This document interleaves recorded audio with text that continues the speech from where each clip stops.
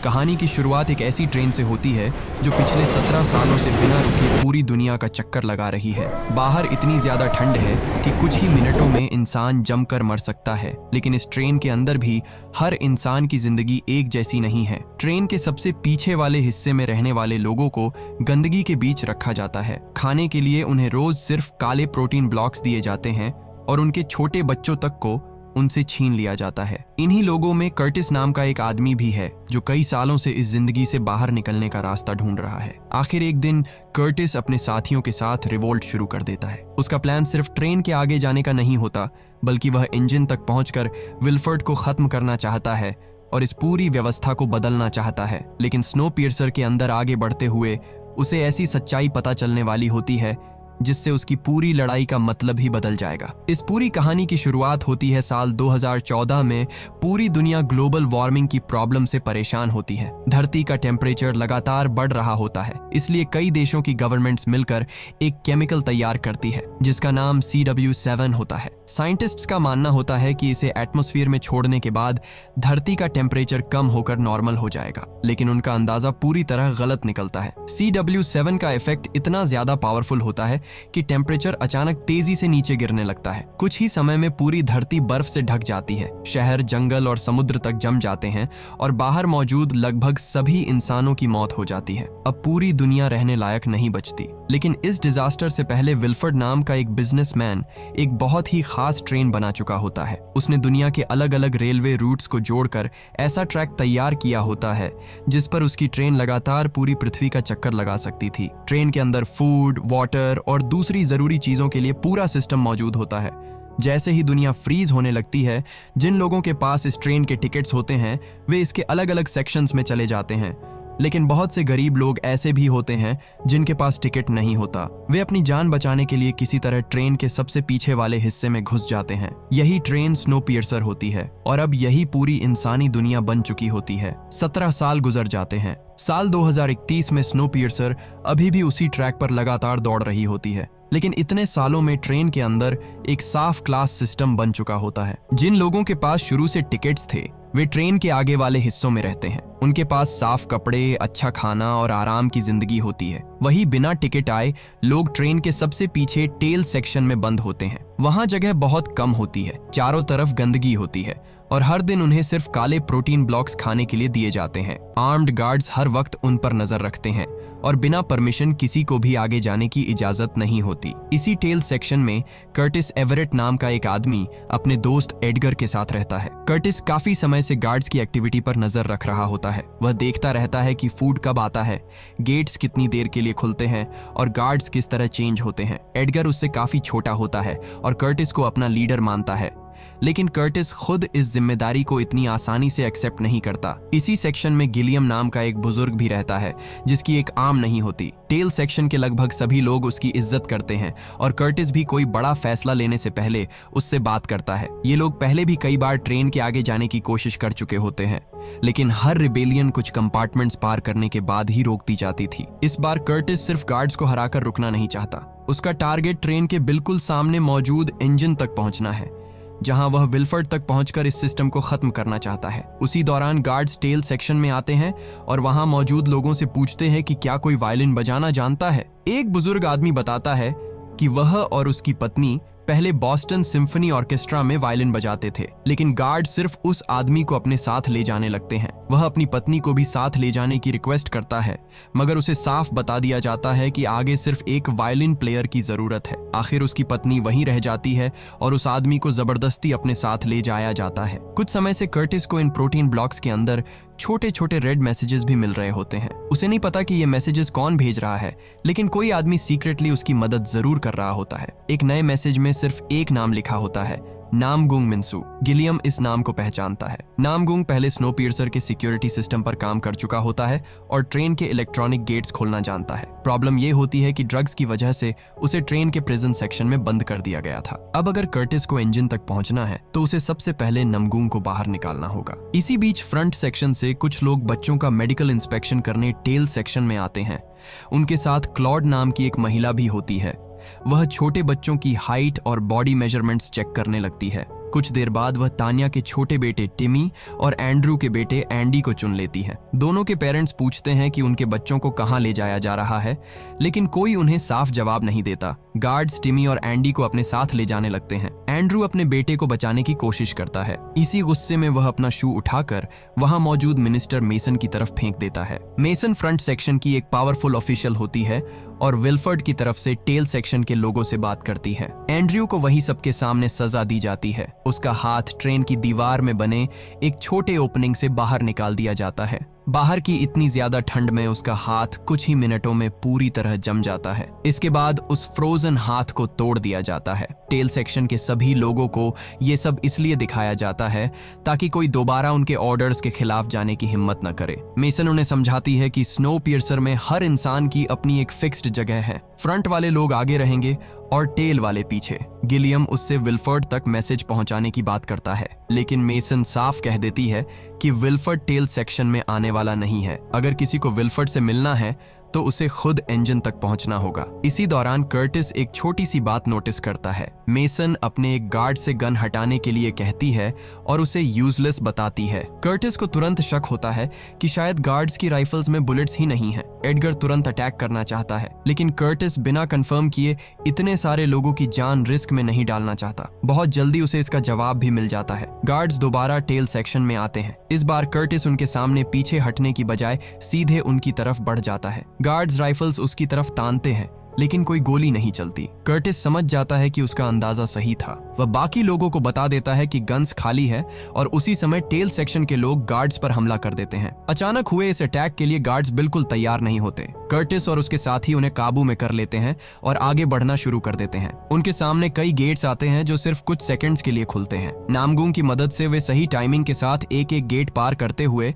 आखिर prison section तक पहुंच जाते हैं। यहाँ प्रिजनर्स को छोटे ड्रॉअर जैसे सेल्स में बंद करके रखा गया होता है। कर्टिस नामगुंग मिन्सू को ढूंढकर बाहर निकाल लेता है। नामगुंग काफी समय से ड्रग्स ले रहा होता है और बाहर आते ही सबसे पहले क्रोनोले मांगता है। क्रोनोल ट्रेन में इंडस्ट्रियल वेस्ट से बनने वाली एक बेहद एडिक्टिव ड्रग होती है। कर्टिस उससे डील करता है। हर गेट खोलने के बदले उसे क्रोनोल का एक ब्लॉक मिलेगा। नामगुंग इस डील के लिए तैयार हो जाता है, लेकिन सबसे पहले एक और सेल खोलने के लिए कहता है। उस सेल के अंदर उसकी बेटी योना बंद होती है। योना करीब 17 साल की होती है और उसका जन्म इसी स्नो पियर्सर के अंदर हुआ होता है। उसने ट्रेन के बाहर की पुरानी दुनिया कभी देखी ही नहीं होती। नामगुंग उसे साथ लेकर आगे बढ़ता है और एक एक करके इलेक्ट्रॉनिक गेट्स खोलने लगता है। कई बार ऐसा होता है कि गेट खुलने से पहले ही योना बता देती है कि दूसरी तरफ कोई मौजूद है। कर्टिस नोटिस करता है कि योना को किसी तरह बंद दरवाजे के दूसरी तरफ मौजूद लोगों का अंदाजा हो जाता है। कुछ कंपार्टमेंट्स पार करने के बाद वे फूड प्रोडक्शन एरिया में पहुंचते हैं। यहाँ कर्टिस की मुलाकात पॉल नाम के एक आदमी से होती है जो कभी टेल सेक्शन में ही रहता था। अब वही आदमी मशीन्स ऑपरेट करके वे काले प्रोटीन ब्लॉक्स बनाता है जो टेल सेक्शन में हर दिन बांटे जाते हैं। कर्टिस पहली बार मशीन के अंदर देखता है। वहाँ बड़ी मात्रा में इंसेक्ट्स को ग्राइंड करके एक गाढ़ा पेस्ट तैयार किया जा रहा होता है और उसी पेस्ट को प्रोसेस करके प्रोटीन ब्लॉक्स बनाए जाते हैं। पॉल के पास एक और सीक्रेट मैसेज मिलता है जिसमें वाटर सेक्शन की तरफ जाने का इशारा किया गया होता है। प्लान ये होता है कि अगर वे वाटर सप्लाई पर कंट्रोल कर लें तो शायद विल्फर्ड को नेगोशिएशन के लिए मजबूर किया जा सकता है। नामगुंग अगला गेट खोलने लगता है, लेकिन तभी योना उसे सावधान करती है। उसे लगता है कि दूसरी तरफ कुछ लोग उनका इंतजार कर रहे हैं। गेट खुलते ही सामने बड़ी संख्या में मास्क्ड सोल्जर्स खड़े दिखाई देते हैं। इनके पास गन्स की जगह एक्सेस और दूसरे शार्प वेपन्स होते हैं। उनकी तैयारी देखकर साफ हो जाता है कि रिवोल्ट की खबर फ्रंट सेक्शन तक पहले ही पहुंच चुकी है। फाइट शुरू होने से पहले सोल्जर्स एक फिश को काटते हैं और उसके खून में अपने वेपन्स डुबोते हैं। कर्टिस के लोग भी पीछे हटने के लिए तैयार नहीं होते। इसी दौरान ट्रेन येकात्रीना ब्रिज के पास पहुंच रही होती है। स्नो पियर्सर साल में एक बार इस ब्रिज से गुजरती है और इस बार ट्रेन अपनी 18वीं रेवोल्यूशन पूरी करने वाली होती है। जैसे ही ट्रेन ब्रिज पर पहुंचती है, दोनों ग्रुप्स एक दूसरे पर टूट पड़ते हैं। कंपार्टमेंट बहुत नैरो होता है, इसीलिए एक समय पर कुछ ही लोग सामने लड़ पाते हैं। दोनों तरफ से तेजी से लोग गिरने लगते हैं। कर्टिस के साथ लोग ज्यादा होते हैं, इसलिए शुरुआत में वे सोल्जर्स को पीछे धकेलने लगते हैं, लेकिन ब्रिज पार करते ही ट्रेन एक लंबे टनल में घुस जाती है। अचानक पूरा कंपार्टमेंट अंधेरे में डूब जाता है। फ्रंट के सोल्जर्स इस सिचुएशन के लिए पहले से तैयार होते हैं। उनके पास नाइट विजन इक्विपमेंट होता है, जबकि टेल के लोग अंधेरे में कुछ भी नहीं देख पाते। अब फाइट पूरी तरह सोल्जर्स के फेवर में चली जाती है। वे अंधेरे में एक एक करके रिबल्स को मारना शुरू कर देते हैं। कर्टिस समझ जाता है कि अगर जल्दी लाइट नहीं आई तो उसके लोग ज्यादा देर तक सरवाइव नहीं कर पाएंगे। वह पीछे मैसेज भेजता है कि किसी भी तरह आग आगे पहुंचाई जाए। टेल सेक्शन से एक छोटा लड़का जलती हुई टॉर्च लेकर कंपार्टमेंट्स के बीच दौड़ना शुरू करता है। उसके पीछे बाकी लोग भी फायर आगे बढ़ाते हैं। टॉर्च आखिर बैटल एरिया तक पहुंच जाती है और कर्टिस के लोग फिर से सोल्जर्स को देख पाते हैं। अब फाइट दोबारा बराबर हो जाती है और रेबल्स काउंटर अटैक शुरू कर देते हैं। इसी लड़ाई के दौरान फ्रैंको एडगर को पकड़ लेता है। दूसरी तरफ कर्टिस के पास मेसन तक पहुंचने का मौका होता है। उसे कुछ सेकंड्स में डिसाइड करना होता है कि एडगर को बचाए या मेसन को हॉस्टेज बनाए। कर्टिस मेसन की तरफ बढ़ जाता है। एडगर समझ जाता है कि कर्टिस ने क्या चुना है और अगले ही पल फ्रैंको उसे मार देता है। कर्टिस मेसन को पकड़ लेता है और उसकी जान लेने की धमकी देता है। मेसन तुरंत सोल्जर्स को वेपन्स नीचे रखने का ऑर्डर देती है। फाइट वहीं रुक जाती है। बहुत से टेल पैसेंजर्स मारे जा चुके होते हैं, लेकिन कर्टिस अब फ्रंट सेक्शन की एक सबसे इंपॉर्टेंट ऑफिशियल को अपने कंट्रोल में ले चुका होता है। वे आगे वाटर सप्लाई सेक्शन तक पहुंच जाते हैं। कर्टिस का मानना होता है कि अगर वे यहाँ पानी बंद कर दें तो विल्फर्ड को उनकी बात माननी पड़ेगी, लेकिन मेसन बताती है कि ट्रेन का फ्रेश वाटर आगे मौजूद एक सिस्टम से आता है जहां स्नो और आइस को कलेक्ट करके प्रोसेस किया जाता है। अगर वे इस सेक्शन को कंट्रोल करते हैं तो फ्रंट सेक्शन से पहले टेल को ही नुकसान होगा। कर्टिस अब पीछे जाने की बजाय इंजन तक पहुंचने का फैसला करता है। गिलियम घायल लोगों और बाकी प्रिजनर्स के साथ वहीं रुक जाता है। उसका बॉडीगार्ड ग्रे कर्टिस के साथ आगे जाता है। तानिया और एंड्रू भी पीछे रहने के लिए तैयार नहीं होते क्योंकि उनके बच्चों टिमी और एंडी को आगे ले जाया गया था। अब कर्टिस एडगर के बिना आगे बढ़ रहा होता है। मेसन को हॉस्टेज बनाकर पूरा ग्रुप उन कंपार्टमेंट्स में पहुंचता है जिन्हें टेल सेक्शन में रहने वाले लोगों ने कभी देखा तक नहीं था। सबसे पहले वे एक ग्रीन हाउस जैसे एरिया से गुजरते हैं। यहाँ फ्रेश वेजिटेबल्स और अलग अलग प्लांट्स उगाए जा रहे होते हैं। योना के लिए मिट्टी तक एक नई चीज होती है क्योंकि उसका जन्म और पूरी जिंदगी इसी मेटल ट्रेन के अंदर गुजरी होती है। अगला कंपार्टमेंट एक बहुत बड़ा एक्वेरियम होता है। दोनों तरफ पानी के अंदर अलग अलग फिश तैर रही होती है और बीच में एक सुशी काउंटर भी होता है। मेसन बताती है कि एक्वेरियम की पॉपुलेशन को बहुत केयरफुली मेंटेन करना पड़ता है। अगर जरूरत से ज्यादा फिश निकाली जाए तो पूरा इकोसिस्टम बिगड़ सकता है, इसलिए यहाँ सुशी साल में सिर्फ 2 बार सर्व की जाती है। वे थोड़ी देर वहाँ रुककर खाना खाते हैं और फिर आगे बढ़ जाते हैं। इसी दौरान नामगुंग बार बार ट्रेन की खिड़कियों से बाहर देख रहा होता है। अगला कंपार्टमेंट एक स्कूल होता है। यहाँ फ्रंट सेक्शन के बच्चे साफ यूनिफॉर्म्स में आराम से पढ़ रहे होते हैं। उनकी प्रेग्नेंट टीचर मेसन और बाकी लोगों को देखकर काफी खुश हो जाती है। तानिया और एंड्रू तुरंत टिमी और एंडी की फोटोज दिखाकर पूछते हैं कि क्या किसी ने उन दोनों को देखा है। एक स्टूडेंट बताता है कि उसने दोनों को इसी रास्ते से आगे जाते देखा था। इससे टानिया और एंड्रू को उम्मीद होती है कि उनके बच्चे अभी जिंदा हैं। टीचर क्लास में विल्फर्ड और स्नोपियर्सर की हिस्ट्री पढ़ा रही होती है। बच्चों को वीडियोस और सॉन्ग्स के जरिए बताया जाता है कि विल्फर्ड बचपन से ट्रेन्स का जीनियस था और उसी ने इटर्नल इंजन बनाई थी। उन बच्चों के लिए विल्फर्ड लगभग किसी हीरो जैसा होता है जिसने फ्रोजन दुनिया में इंसानों को बचाया था। उन्हें यह भी सिखाया जाता है कि इंजन हमेशा चलती रहेगी और ट्रेन के बाहर जाना मतलब मौत है। स्कूल की खिड़की से बाहर बर्फ में जमे कुछ लोगों के बॉडीज भी दिखाई दे रहे होते हैं। टीचर उन्हें फ्रोजन 7 बताती है। ट्रेन के शुरुआती सालों में 7 लोगों ने बाहर जाकर सरवाइव करने की कोशिश की थी। इसी दौरान न्यू ईयर सेलिब्रेशन शुरू हो जाता है और क्लास में बॉइल्ड एग्स बांटे जाते हैं। एक बॉल्ड आदमी एग ट्रॉली लेकर स्कूल में आता है और वहां से पीछे की तरफ निकल जाता है, लेकिन कुछ ही देर बाद असली प्लान सामने आ जाता है। एग कंटेनर्स के अंदर वेपन्स और बुलेट्स छिपाई गई होती है। वही आदमी टेल सेक्शन की तरफ पहुंचते ही कर्टिस के बाकी रिबल्स पर ऑटोमेटिक गन से फायरिंग शुरू कर देता है। स्कूल के अंदर भी टीचर अचानक वेपन निकाल लेती है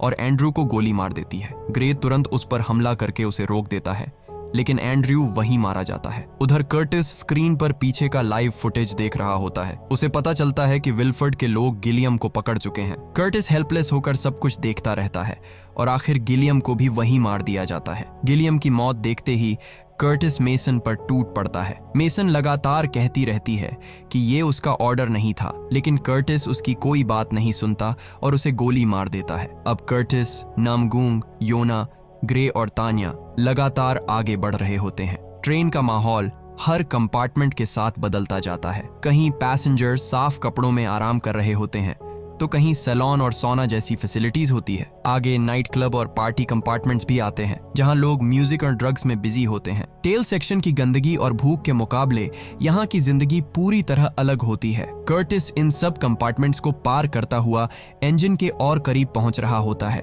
लेकिन फ्रैंको अभी भी जिंदा होता है। वह उनका पीछा करते हुए आगे पहुंच जाता है और अचानक उन पर हमला कर देता है। इस फाइट में ग्रे मारा जाता है। तान्या भी बुरी तरह घायल हो जाती है। कर्टिस उसे संभालने की कोशिश करता है, लेकिन उसकी हालत काफी खराब होती है। मरने से पहले भी वह सिर्फ टिमी के बारे में पूछती है। कर्टिस उससे वादा करता है कि वह उसके बेटे को जरूर ढूंढेगा। इसके बाद कर्टिस और नामगुंग मिलकर फ्रैंको से लड़ते हैं। आखिर वे उसे इतनी बुरी तरह घायल कर देते हैं कि उन्हें लगता है कि अब वह दोबारा नहीं उठेगा। इतने सारे लोगों के साथ शुरू हुई रिवोल्ट से अब सिर्फ कर्टिस, नामगुंग और योना ही आगे बढ़ रहे होते हैं। कुछ कंपार्टमेंट्स पार करने के बाद वे इंजन से ठीक पहले मौजूद एक बहुत बड़े गेट तक पहुंच जाते हैं। कर्टिस पिछले 17 सालों से जिस जगह तक पहुंचने की कोशिश कर रहा था वह अब उसके बिल्कुल सामने होती है, लेकिन नामगुंग उस गेट को खोलने की बजाय पास की दीवार के सामने बैठ जाता है। कर्टिस उसे क्रोनोल देता है और इंजन का गेट खोलने के लिए कहता है। नामगुंग बताता है कि वह इस गेट को खोलना ही नहीं चाहता। वह पास मौजूद एक दूसरे डोर की तरफ इशारा करता है। ये स्नो पियर्सर के बाहर जाने वाला एग्जिट होता है। कर्टिस उसकी बात सुनकर हैरान रह जाता है। उसके लिए बाहर जाना सीधा सुइसाइड जैसा होता है, लेकिन नामगुंग उसे हर साल बर्फ से ज्यादा बाहर दिखाई देने वाले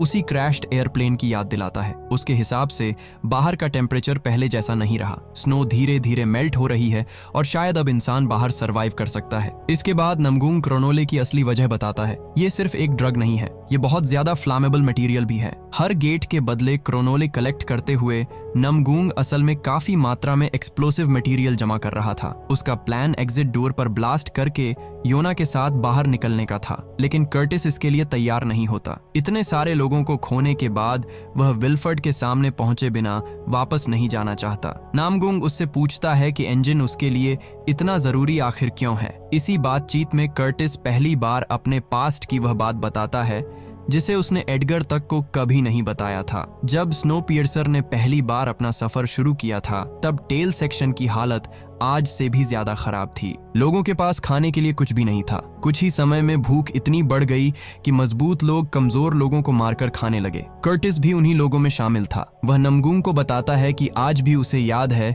कि इंसान का मांस कैसा होता है। एक दिन उसकी नजर एक महिला और उसके छोटे बेबी पर पड़ती है। कर्टिस और बाकी लोग उस महिला तक पहुंचते हैं। वे उसे मार देते हैं और उसके छोटे बेबी को भी खाने वाले होते हैं। तभी गिलियम सामने आता है। किसी दूसरे इंसान को मारने की बजाय वह खुद अपना आर्म काटकर उनके सामने रख देता है। वह कहता है कि बच्चे को छोड़ दो और इसके बदले उसका आर्म खा लो। गिलियम को ऐसा करते देखकर दूसरे लोग भी धीरे धीरे बदलने लगते हैं। कुछ लोग अपने आर्म्स देते हैं और कुछ अपने लेग्स। आखिरकार कैनिबलिज्म रुक जाता है और जिस बेबी को उस दिन बचाया गया था वह एडगर होता है। एडगर की मां को मारने वालों में कर्टिस खुद भी शामिल था। यही वजह होती है कि कर्टिस कभी खुद को उस हीरो की तरह नहीं देख पाया जैसा एडगर उसे समझता था। नामगुंग उसकी बात समझता है, लेकिन उसके लिए इंजन से ज्यादा जरूरी बाहर निकलना होता है। वह क्रोनोल को एग्जिट के पास तैयार करने लगता है। उसी समय इंजन वाला गेट खुल जाता है। विल्फर्ड की असिस्टेंट क्लॉड बाहर आती है और नामगुंग को गोली मार देती है। कर्टिस उस पर हमला करने वाला होता है, लेकिन क्लॉड बताती है कि विल्फर्ड खुद उसे अंदर बुला रहा है।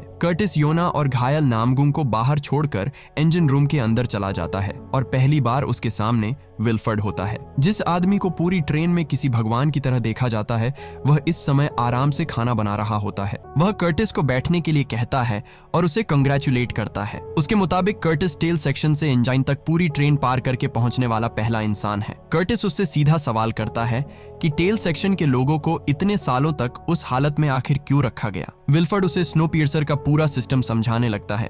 तभी विल्फर्ड पॉपुलेशन कंट्रोल की असली बात बताता है। जब ट्रेन में लोगों की संख्या ज्यादा हो जाती है तब अलग अलग सेक्शंस के बीच जानबूझकर वायलेंस करवाया जाता है। रिबेलियंस के दौरान बड़ी संख्या में लोग मरते हैं और पॉपुलेशन फिर एक मैनेजेबल लेवल पर आ जाती है। कर्टिस को समझ आता है कि पिछले कई रायट्स सिर्फ अचानक हुई फाइट्स नहीं थीं। इसके बाद विल्फर्ड उससे एक और खतरनाक बात कहता है। इस बार की रिबेलियन भी उसके लिए कोई सरप्राइज नहीं थी। विल्फर्ड और गिलियम काफी समय से सीक्रेटली कांटेक्ट में थे। दोनों ने मिलकर प्लान बनाया था कि टेल सेक्शन में रिवोल्ट शुरू होगा और फाइट के दौरान जितने लोग जरूरी होंगे उतने मारे जाएंगे। रिवोल्ट को एक तय पॉइंट तक पहुंचने के बाद रुक जाना था, लेकिन कर्टिस और उसके लोगों ने टनल में सोल्जर्स को हरा दिया और उम्मीद से ज्यादा आगे निकल आए। इस वजह से पूरा प्लान कंट्रोल से बाहर जाने लगा और फ्रंट सेक्शन के भी कई लोग मारे गए। कर्टिस मानने को तैयार नहीं होता कि गिलियम इस पूरे प्लान का हिस्सा था, लेकिन विल्फर्ड को ऐसी प्राइवेट बातें पता होती हैं जिनका पता सिर्फ गिलियम को हो सकता था। अब विल्फर्ड कर्टिस के सामने एक और ऑफर रखता है। वह खुद बूढ़ा हो चुका है, उसे ऐसा आदमी चाहिए जो उसके बाद स्नोपियर्सर और उसकी इटर्नल इंजन को संभाल सके, और विल्फर्ड के हिसाब से इसके लिए कर्टिस सबसे परफेक्ट आदमी है। उसने इतने लोगों को लीड किया है, मुश्किल डिसीजंस लिए हैं और टेल सेक्शन से यहाँ तक पहुंच चुका है। विल्फर्ड उसे पूरा इंजन दिखाता है। उसके मुताबिक ट्रेन के हर इंसान और हर कंपार्टमेंट का अपना एक रोल है। अगर किसी एक हिस्से का बैलेंस बिगड़ता है तो पूरी ट्रेन खतरे में आ सकती है। कर्टिस कुछ देर तक उस इंजन को देखता रहता है। 17 सालों से उसका सपना इसी जगह तक पहुंचना था और अब उसके सामने खुद विल्फर्ड की जगह लेने का मौका होता है। लेकिन अगर वह ऐसा करता है तो उसे वही सिस्टम चलाना पड़ेगा जिसके खिलाफ लड़ते हुए वह यहाँ तक आया है। तभी इंजन रूम के बाहर योना अचानक फ्लोर की तरफ देखती है। उसे मशीनरी के नीचे किसी की मौजूदगी महसूस होती है। वह कर्टिस को आवाज देने लगती है। आखिर फ्लोर का एक पैनल हटाया जाता है। उसके अंदर देखकर कर्टिस हैरान रह जाता है। मशीनरी के छोटे से हिस्से में टानिया का बेटा टिमी बैठा हुआ होता है। वह वहां पैसेंजर की तरह नहीं होता। उसे इंजन के एक मैकेनिकल पार्ट की जगह इस्तेमाल किया जा रहा होता है। विल्फर्ड बताता है कि इटर्नल इंजन लगातार चलती रहती है, लेकिन उसके अंदर लगे कुछ छोटे पार्ट्स समय के साथ खराब हो चुके हैं। इन पार्ट्स को अब कहीं से बनाया नहीं जा सकता। अब कर्टिस को समझ आता है कि उन बच्चों को उनके पेरेंट्स से क्यों छीना गया था। वह विल्फर्ड पर हमला कर देता है और टिमी को मशीनरी से बाहर निकालने की कोशिश करता है। टिमी गियर्स के बीच ऐसी जगह फंसा होता है जहां हाथ डालना भी बेहद डेंजरस होता है। कर्टिस मशीन के मूविंग पार्ट्स को रोकने के लिए अपना आर्म गियर्स के बीच फंसा देता है। उसका हाथ बुरी तरह क्रश होने लगता है, लेकिन वह टिमी को बाहर खींच लेता है। इसी दौरान एंडी भी इंजन के अंदर दिखाई देता है। कर्टिस उसे बाहर आने के लिए कहता है, लेकिन एंडी वापस मशीनरी के अंदर अपनी जगह पर चला जाता है। कर्टिस टिमी को बचा लेता है, लेकिन एंडी को रोक नहीं पाता। उधर इंजन के बाहर नामगुंग को होश आने लगता है। तभी फ्रैंको,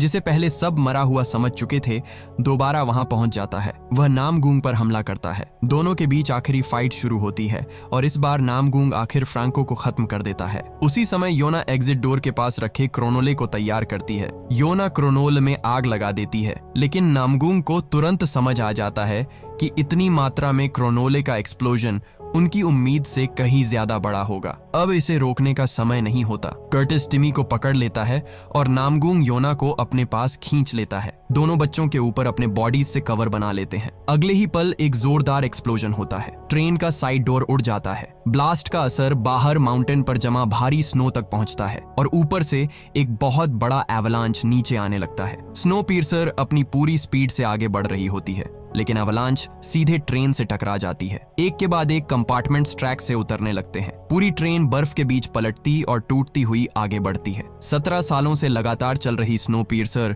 आखिरकार रुक जाती है। कुछ समय तक हर तरफ पूरी तरह सन्नाटा रहता है। फिर रैकेज के अंदर हलचल दिखाई देती है। योना को होश आने लगता है। एक्सप्लोजन के समय कर्टिस और नामगुंग ने अपने बॉडीज से योना और टिमी को बचा लिया था, लेकिन अब दोनों कोई रिस्पॉन्स नहीं दे रहे होते। योना टिमी को उठाती है और डिस्ट्रॉयड ट्रेन से बाहर निकल आती है। योना का जन्म स्नोपियर्सर के अंदर हुआ था और टिमी ने भी अपनी लगभग पूरी जिंदगी इसी ट्रेन के अंदर बिताई थी, लेकिन अब पहली बार दोनों खुले आसमान के नीचे खड़े होते हैं। चारों तरफ सिर्फ स्नो और ऊंचे माउंटेन्स दिखाई देते हैं। योना दूर देखती है, तभी बर्फ के बीच उसे एक पोलर बेयर खड़ा दिखाई देता है। वह दोनों को देखकर वहीं खड़ा रहता है और इसी से पता चलता है कि ट्रेन के बाहर की दुनिया पूरी तरह खत्म नहीं हुई थी। योना और टिमी उस पोलर बेयर को देखते रहते हैं और इसी सीन के साथ फिल्म खत्म हो जाती है। हमारे साथ हमेशा ऐसे ही जुड़े रहने के लिए आप हमारे चैनल द योगी को सब्सक्राइब कर लीजिए। जल्द मिलेंगे अगली वीडियो में।